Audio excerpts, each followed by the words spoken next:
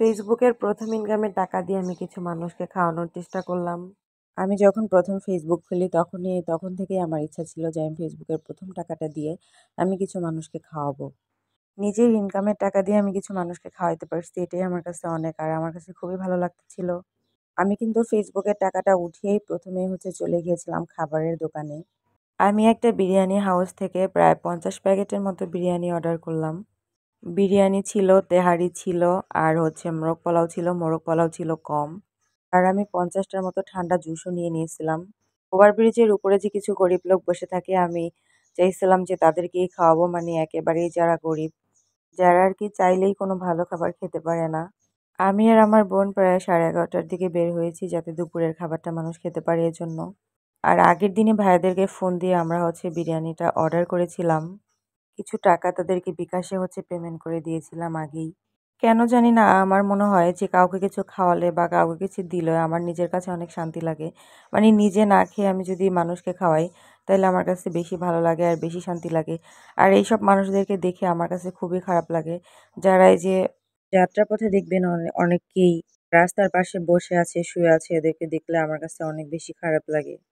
তাই আমার অনেক ইচ্ছা ছিল যে আমি নিজের হাতে তাদেরকে কিছু খাওয়াবো। বাসায় রান্না করে খাওয়াই নাই। হয়তোবা আমার হাতের রান্না ভালোও হতে পারে বা খারাপও হতে পারে।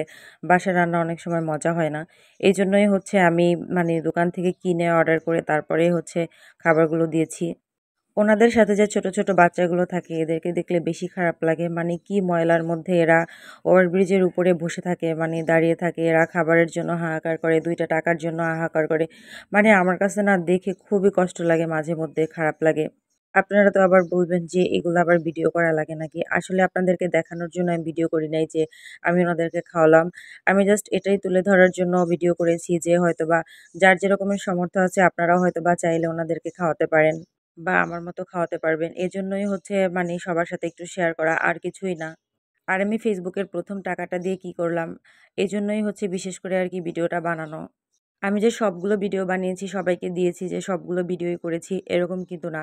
আমি প্রায় ৫০ টার মতোই খাবার মানে কিনেছি, কিন্তু অনেককেই দিয়েছি, কিন্তু সবার ভিডিও আমি করি নাই। আমি মূলত ভিডিওটা করতেই চাই নাই। তারপরও ভিডিওটা করেছি এজন্যই বললাম তো। যে আমি ফেসবুকের ১ম টাকাটা দিয়ে এদের জন্য কিছু করলাম বা এদেরকে খাওয়ালাম, বা আপনারাও আমার মতো চাইলে খাওয়াতে পারেন, করতে পারেন, ওনাদের পাশে থাকতে পারেন। এজন্যই ভিডিওটা করেছি। আমি যখন ওনাদেরকে খাবারগুলো দিচ্ছিলাম তখন আমার নিজের কাছে অনেক শান্তি লাগছিল। জীবনে কখনো ভাবি নাই যে আমি ফেসবুক থেকে টাকা পাবো, আবার ফেসবুকের টাকা দিয়ে আমি মানুষের পাশে দাঁড়াতে পারবো বা মানুষের জন্য কিছু করতে পারবো। আমার অনেক ইচ্ছা যে আমি যদি কখনো অনেক বড়লোক হই বা আমার যদি কখনো অনেক টাকা-পয়সা থাকে, আমি গরিবদের পাশে দাঁড়াবো। ওনাদের সবাইয়ের পাশে দাঁড়িয়ে মানে যতটুকু সামর্থ্য হবে আমার ততটুকু আমি করার চেষ্টা করব। মানে এটা আমার অনেক ইচ্ছা। আছে না, মানুষের একেকটা শখ থাকে, ইচ্ছা থাকে। আমার শখ ইচ্ছা এরকম ধরনেরই।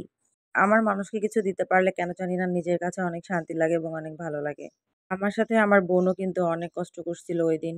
জানি না আপনাদের কাছে ভিডিওটা কেমন লাগবে বা কেমন লাগছে, বা আমি সবটুকু তুলে ধরতে পারছি কিনা, আমি কতটুকু বোঝাতে পেরেছি সেটাও আমি জানি না। আমার মনের কতটুকু আবেগ আমি আপনাদের সাথে শেয়ার করতে পারছি এটাও বলতে পারি না। তবে চেষ্টা করেছি যতটুকু আরকি, মানে আমার নিজের ভিতরে ছিল বা নিজের মনের কথা ছিল ততটুকু আপনাদের সাথে শেয়ার করার চেষ্টা করেছি। আজকের ভিডিওটা এ পর্যন্তই। সবাই ভালো থাকবেন আর কেমন লাগলো জানাবেন কমেন্ট